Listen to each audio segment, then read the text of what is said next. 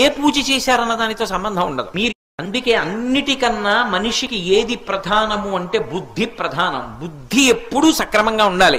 అందుకే మీరు ఏ పూజ చేశారన్న దానితో సంబంధం ఉండదు. మీరు ఏ పూజ చెయ్యండి, చిట్ట చివర మాత్రం ఒక మాట అడుగుతారు, దాన్నే మంత్రపుష్పం అంటారు. అందుకే చేత్తో పువ్వులు పట్టుకుని ఆఖరణ అడుగుతారు.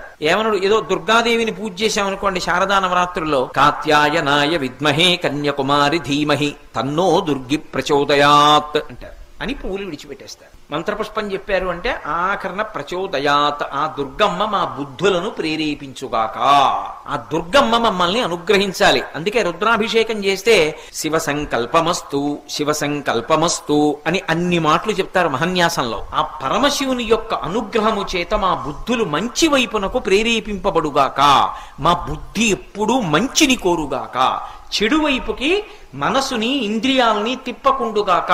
సరే అలా అనుభవించు అందనుకోండి, ఒక్కసారి బుద్ధి